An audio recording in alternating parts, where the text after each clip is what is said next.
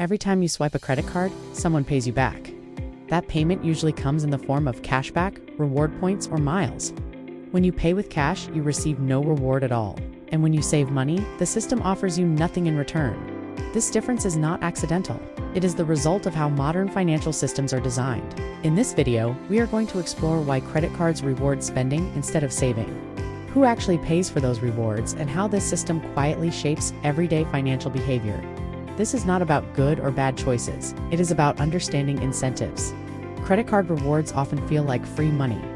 You spend as usual and the bank gives something back. But rewards are never free. They are funded by a system that depends on money constantly moving. Banks do not earn much when money stays still. They earn when money flows, changes hands, and creates transactions. Spending creates transactions. Saving slows them down. That single difference explains almost everything about why rewards exist. When you use a credit card, the bank makes money in several ways. The first source is merchant fees.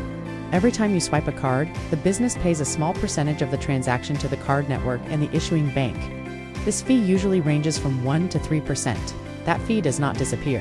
Businesses include it in their prices, which means everyone pays it, including people who use cash.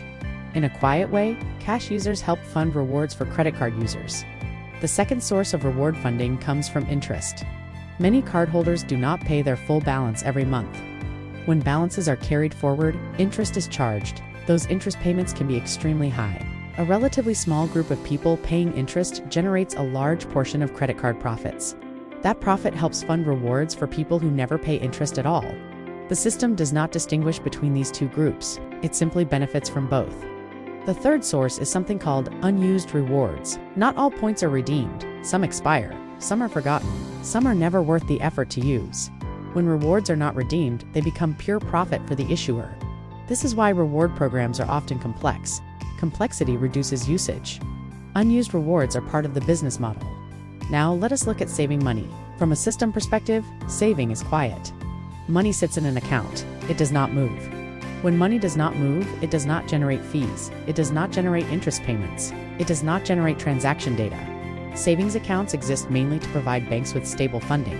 They are not designed to reward individuals generously. Even when interest is paid on savings, it is often lower than inflation.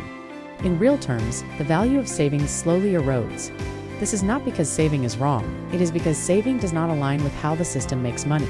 Credit card rewards are not just financial tools. They are behavioral tools.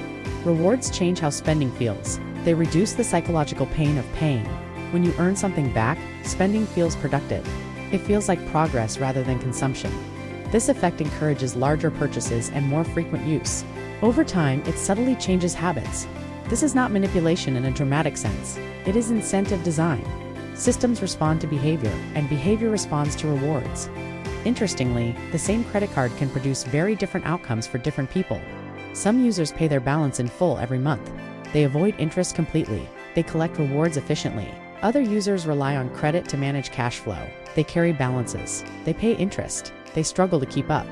Both groups are using the same product, but the system benefits from both in different ways. Credit cards are optimized for scale, not fairness. They work as long as enough people keep spending. This is also why saving is rarely celebrated by financial marketing. Saving slows consumption. Consumption drives growth statistics. Growth supports profits. Profits support the system. Spending fits neatly into this loop. Saving does not. That is why rewards follow spending. Understanding this does not mean you should reject credit cards. It means you should see them clearly. A credit card is not a reward tool. It is a spending acceleration tool. Rewards are simply the incentive layer built on top. When you understand incentives, money becomes easier to understand. Confusion usually comes from not knowing who benefits. To summarize, credit cards reward spending because spending creates profit. Rewards are funded through fees, interest, and unused points. Saving money does not generate the same level of profit for the system. Behavioral design encourages consumption by reducing friction. The system rewards movement, not stillness. Once you see this structure, financial products start to make sense. If this video helped you understand money systems more clearly, consider liking the video. It helps this content reach more people. And if you want system-level explanations about money, technology, and sustainable finance, subscribe to our channel. Understanding systems is not about gaming them. It is about seeing the rules clearly.